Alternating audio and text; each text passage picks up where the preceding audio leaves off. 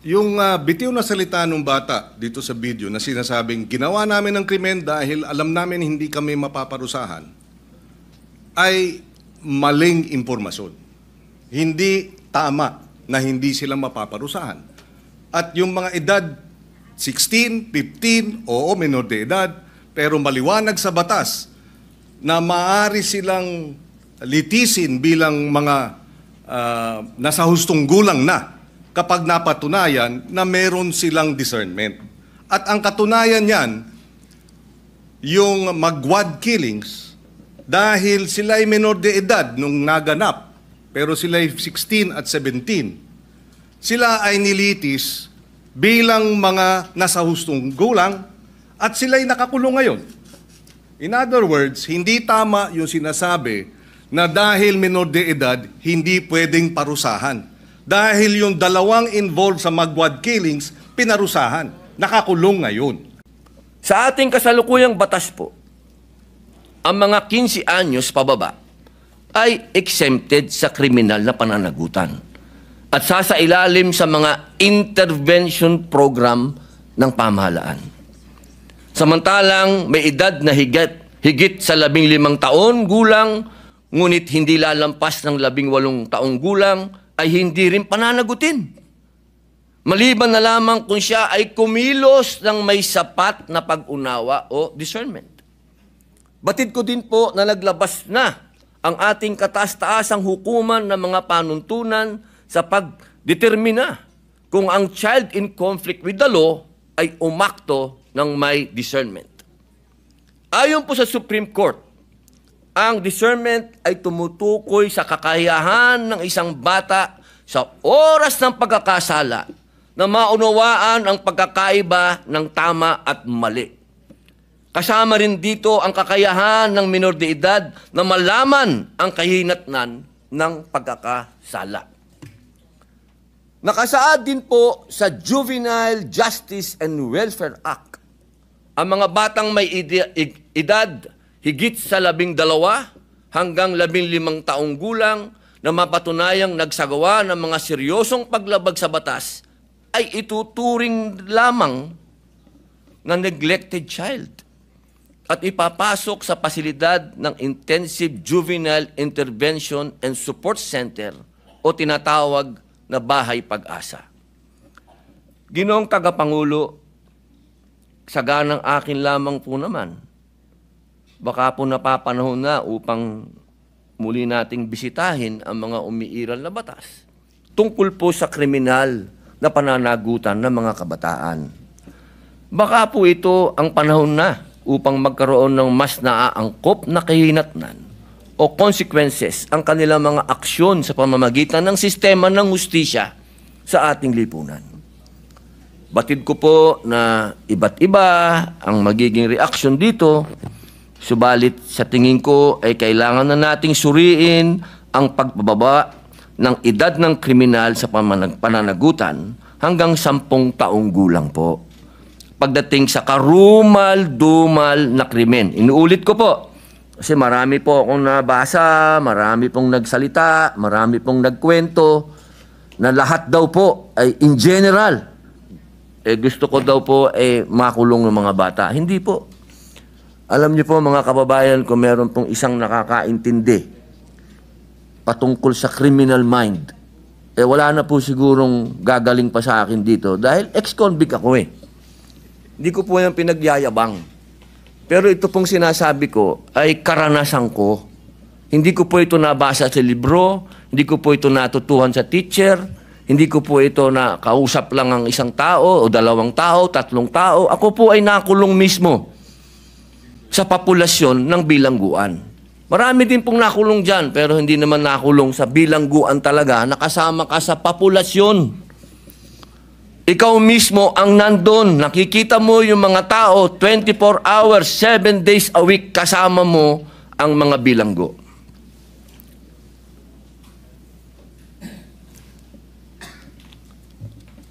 Yan naman po ay kasabihan na dito sa atin. Experience is the best teacher. Yes, Mr. President, next to interpolate is Senator Francis Kiko Pangilinan. I move that he be recognized. The main author of the Juvenile Delinquency Act, Senator Pangilinan. Ginoong Pangulo, bago po umpisa si Senator Kiko, gusto ko lamang po siyang batiin at siya na po ang chairman ng Constitutional Amendments and Revision. At maraming salamat din sa dating chairman ng Constitutional Amendments Committee. Magandang araw sa kanila lahat. Kung maaari po bang magtanong ng ilang mga katanungan sa ating nagbigay ng kanyang privilege? Opo. Unang-una, nagpapasalamat tayo na ito'y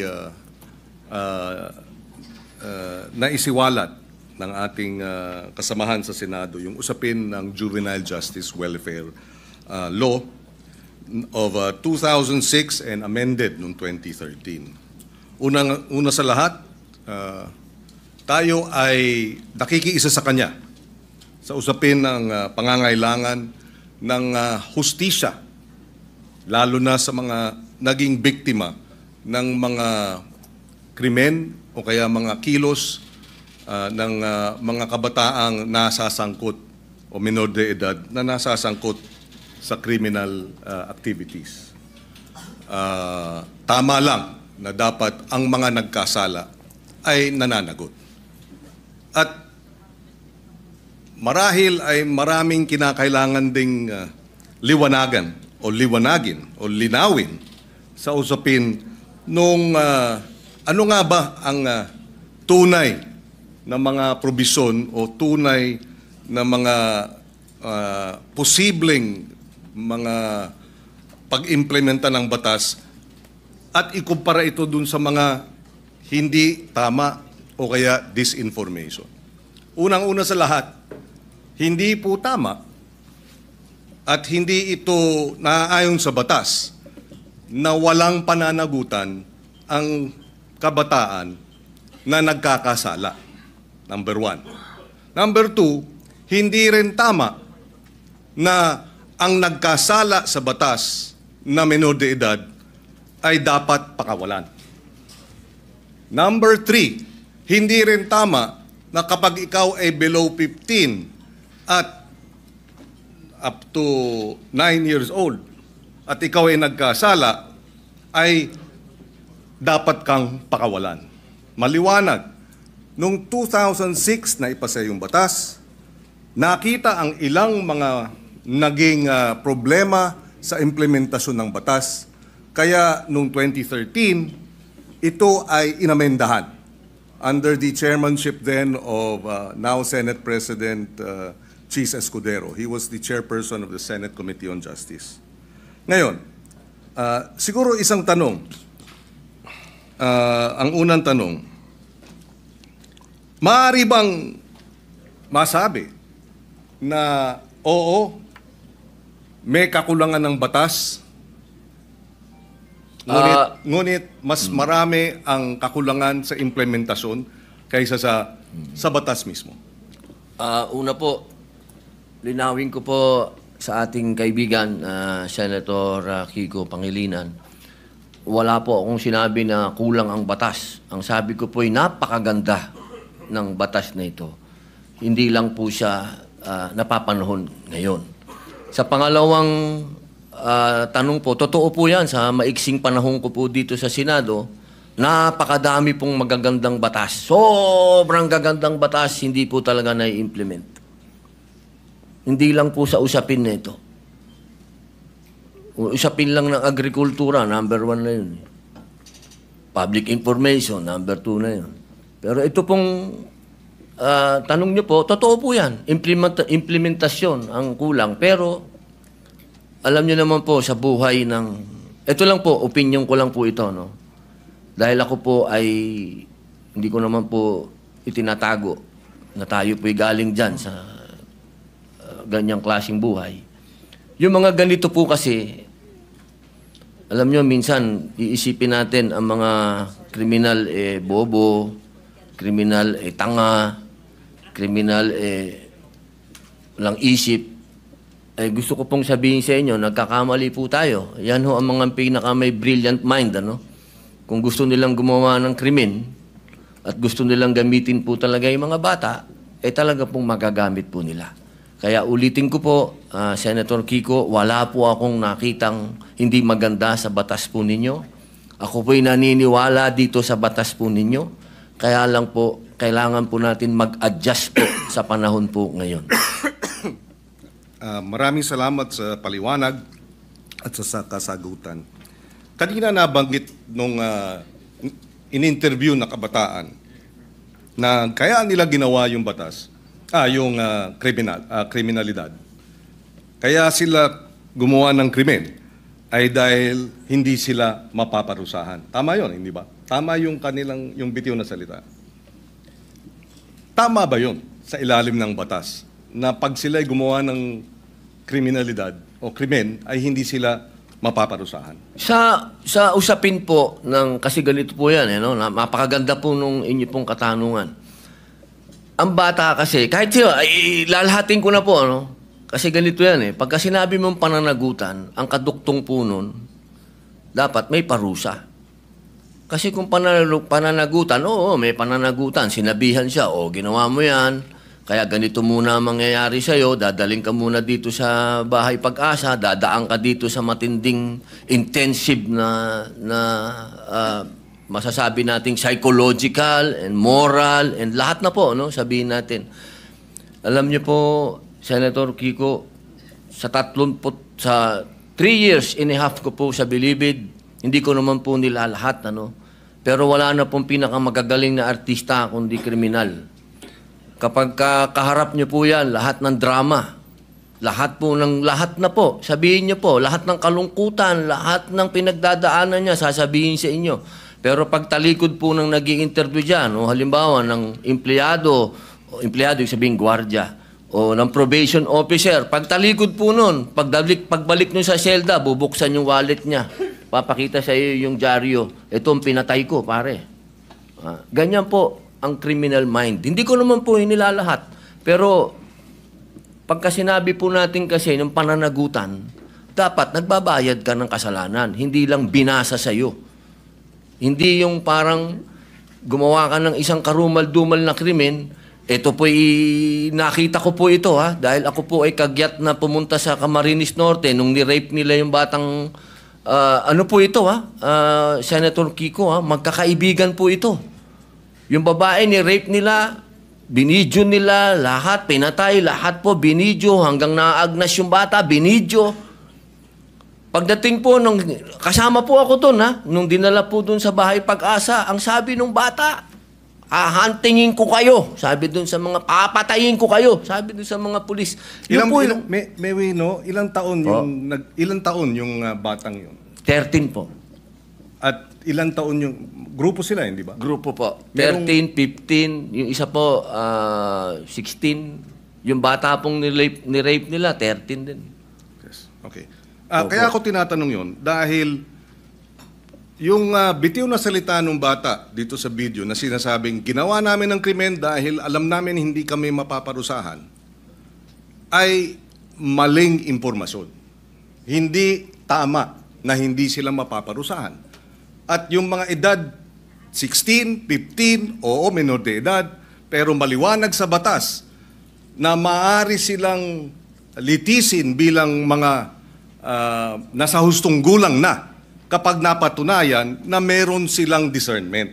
At ang katunayan niyan, yung magwad killings, dahil sila ay menor de edad nung naganap, pero sila ay 16 at 17, sila ay nilitis bilang mga nasa hustong gulang at sila ay nakakulong ngayon.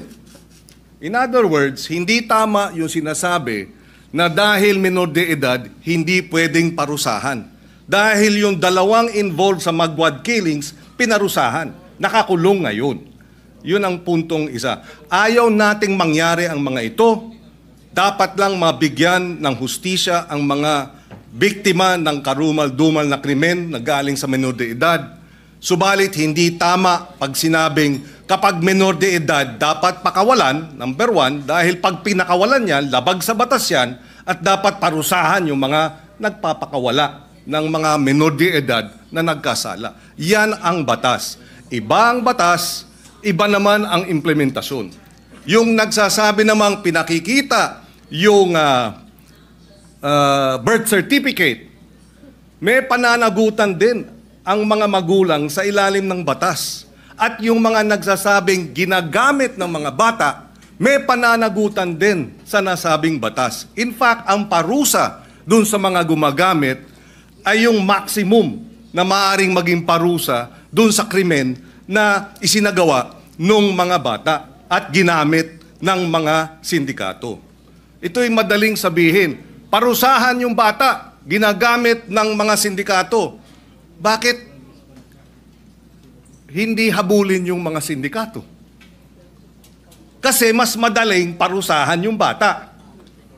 Mahirap parusahan yung mga sindikato. Dahil yun, makapangyarihan. Yung bata, vulnerable. Ginamit na ng mga sindikato, exploited na, biktima na, dahil ginagamit at kinakasangkapan, at mabibiktima ulit ng Estado dahil kailangan silang parusahan at ikulong. Kaya kinakailangan marahil ay balansehin natin. Sa usapin ng unang-una, yun nga ba talaga ang sinasabi ng batas? Allow me to read some of the provisions. Parents shall be liable for damages unless they prove to the satisfaction of the court that they were exercising reasonable supervision over the child. Ibig sabihin, may pananagutan ang mga bata, ang mga magulang. Meron ding maliwanag na usapin. Pananagutan ng mga gumagamit sa bata, Section 20C. Any person who in the commission of a crime makes use, takes advantage of, or profits from the use of children, including any person who abuses his authority over the child, shall be, or instigate the commission of the crime, shall be imposed the penalty prescribed by law for the crime committed in its maximum period. So kung ginamit sa droga, maximum sentensya sa usapin ng illegal na droga ang ipapataw dun sa mga magulang o sa mga adults, sa mga sindikato na gumagamit sa mga bata. Again, ihiwalay natin yung implementasyon ng batas. Kung mayroong mga kakulungan, dapat managot sila. Pero iba naman ang batas mismo. Opo, katulad po ng sinabi ko kanina, wala po akong nakitang hindi maganda po sa batas po na ginawa po ninyo. Sa umpisa pa lang po ng aking talumpati, ay yan na po kagad. Sinabi ko po ay napakaganda. Yun lamang po sa usapin, doon lamang po sa edad. At yun po talaga ang aming intensyon na bumaba po ito. Dahil sa nakita naman po natin, talagang yung mga nakakagawa po ng krimen ngayon ay nasa ganung edad na po. Huwag niyo pong isipin na ang aking amenda ay para guluhin o sirain ang honor ng batas po na yan. Hindi po. Ako po ay isang ayon dyan. Yung lamang pong provision na yun.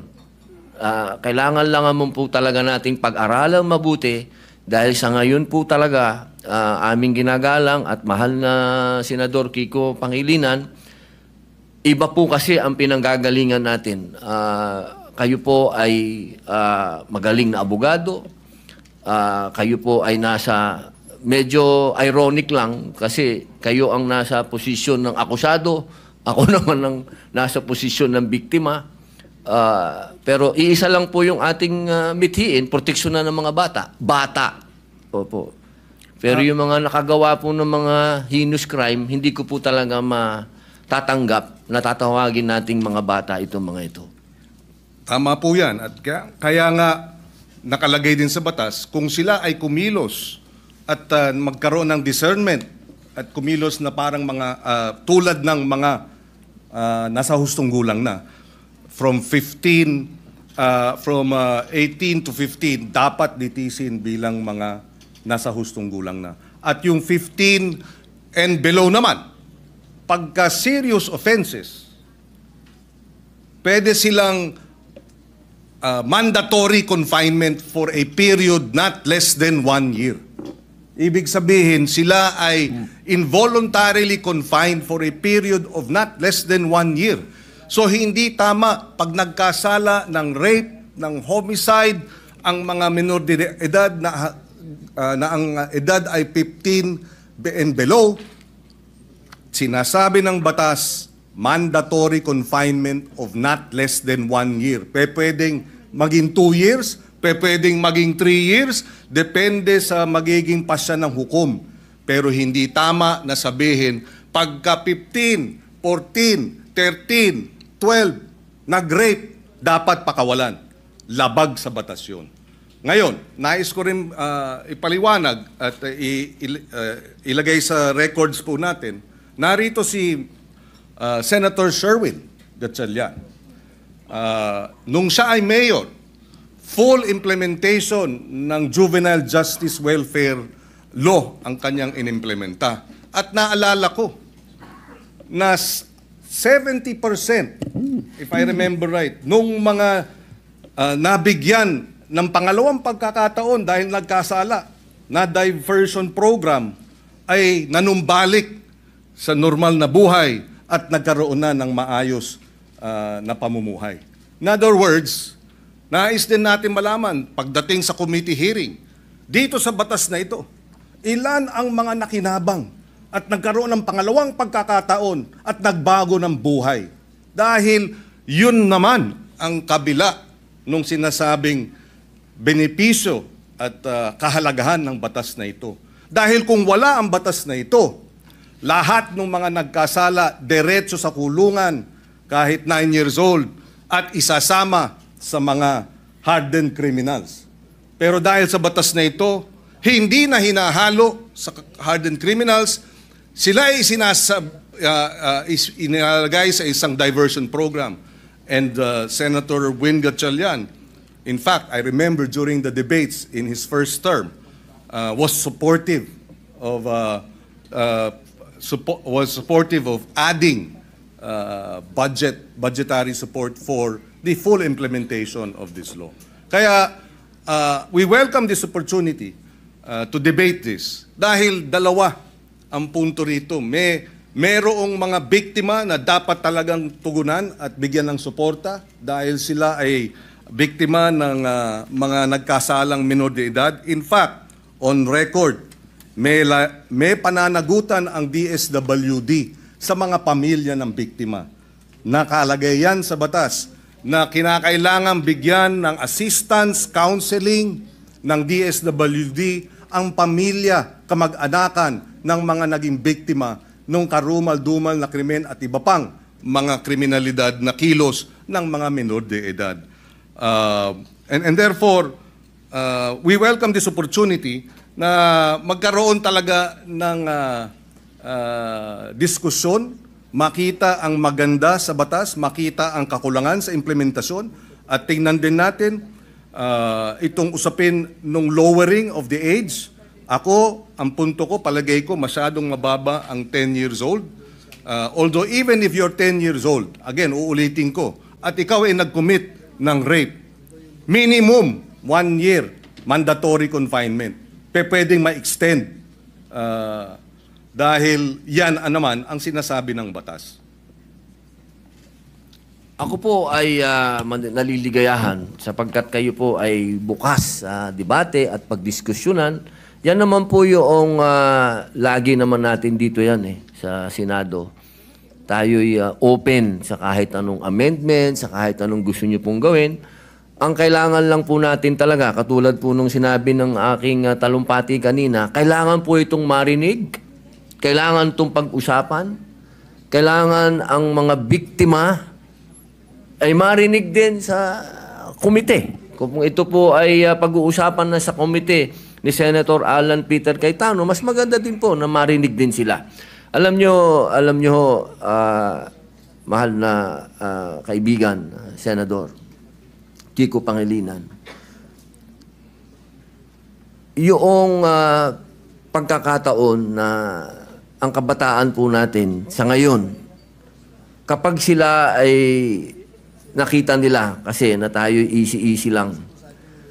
At alam naman natin na kayo po mismo ang nagsabi, may problema sa implementasyon at napanood pa nila ngayon yan. Nako, lalo na naman lalakas po ang mga loob ng mga sindikatong bata.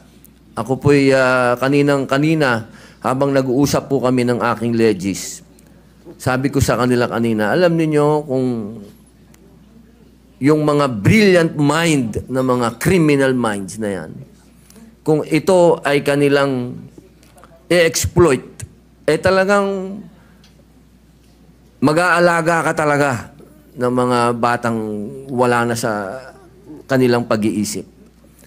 Ito lang pong pagpapababa natin ng edad, ito po ay kailangan meron din tayong ganong warning na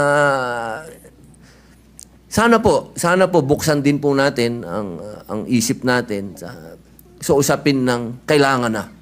Hindi po, wala kang kailanman nasasabihin sa inyong ako'y kontra sa mga bata o hindi. Doon lang ako sa karumal-dumal, doon lang ako sa hinus. Doon lang ako sa hindi masikmura. Ako na to, ako na po ito, hindi ko masikmura. Si Robin na po ako, Nakita ko na ang worst of the worst. Sabihin nyo na. Pero ako hindi ko masikmura. Yun lang po ang punto ko. Wala ako ditong kahit kailan wala ako ditong kinokontrang personal o wala. Ako kung ano lang ang nasa kalsada, kung ano lang ang nasa 8% ng ating mga taong bayan, kung ano ang nararanasan ng mga naghihikahos sa mga lugar na ang kahirapan po talaga at ang mga kalukuhan at ang mga nandyan na ho talaga, ito po inilalatag ko sa inyo. Ako na po yung boses niyan. Kahit po sa sinasabi natin, makukulong yan, madadala doon. Alam nyo, ang isa ho dapat natin pinag-uusapan kung magkakaroon tayo talaga ng youth detention center.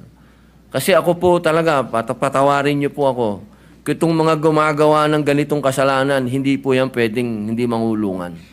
At sinasabi nyo po, nandyan sa batas nyo yan, naniniwala po ako na dapat silang mangulungan talaga. Ang problema, hindi po nangyayari. Hindi po talaga. At yaan po ang nangyayari sa ground. Narinig nyo naman po ang sinabi din ng ating kasama ni si Senator Raffy, talaga pong may problema sa implementasyon. Kaya sana po kapag tayo po'y nag-hearing, nag-usap-usap, wag po nating isipin na yung batas po ninyo ay hindi po, never ko po yung gagawin, sir. Never. Ako po, gusto ko po magtulungan po tayo para masaayos po natin kung ano ang future ng ating mga kabataan, kung saan ang direksyon po nila. Katulad po ninyo ako, sumasama po ako sa inyo. Yun lamang po, ang dala ko po sa inyo ay point of view ng ibang naratibo naman. Naratibo po yan ng isang taong nakulong.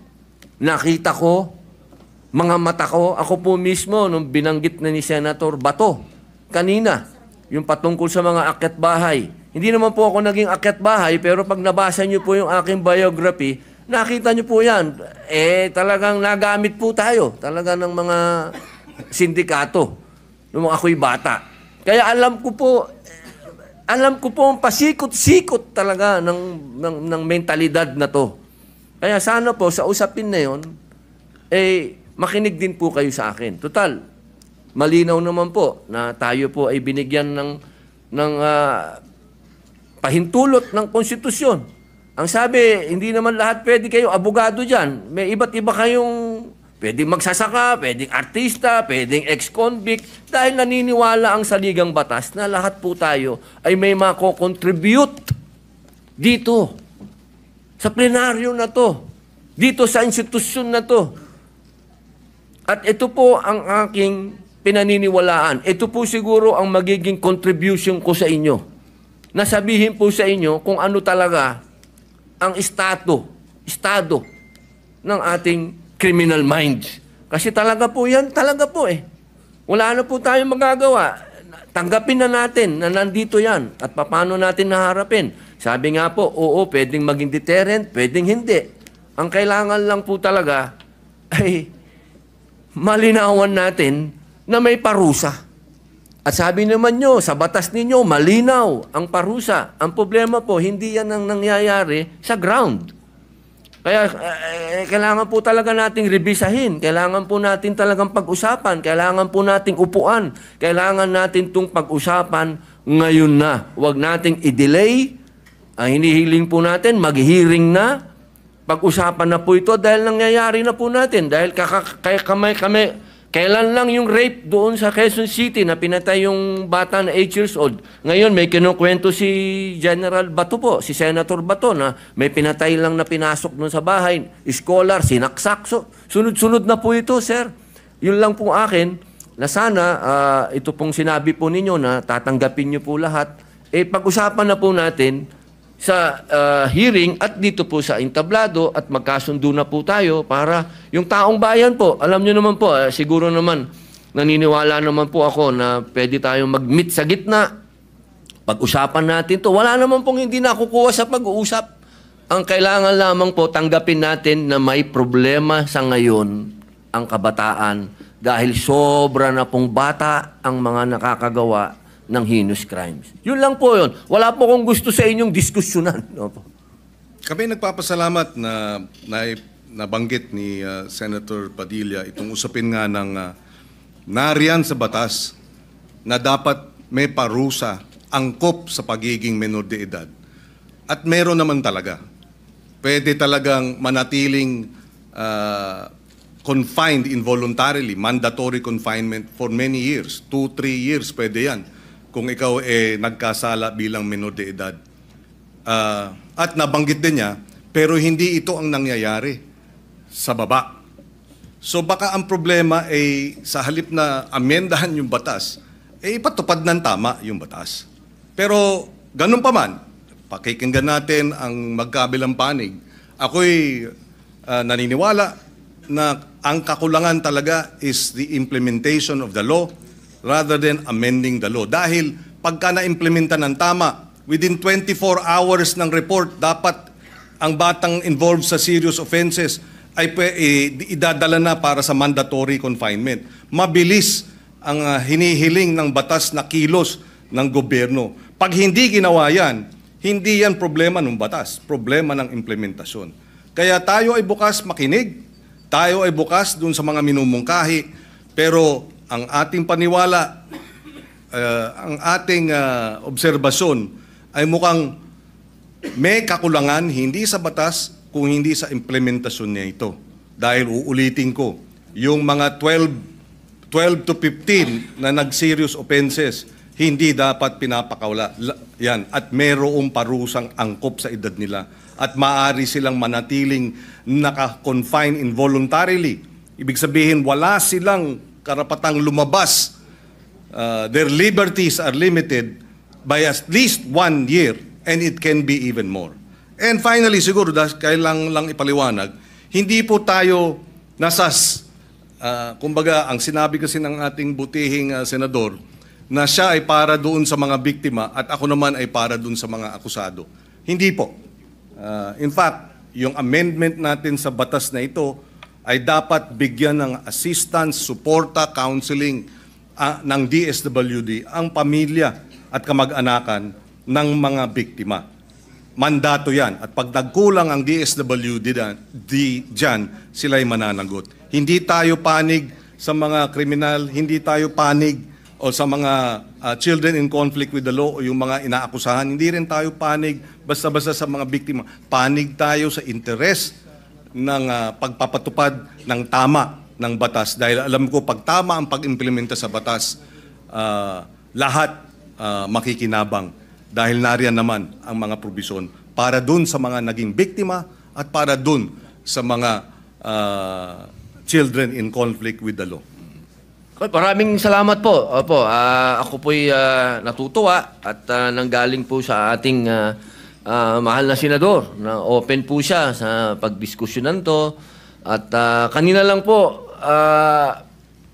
nabanggit niyo po kanina, parang open na kayo mag-amenda tapos binawin niyo. Doon lang po ako naguluhan. Pero sana po, pag-usapan na lang po natin. Maraming salamat po sa inyo.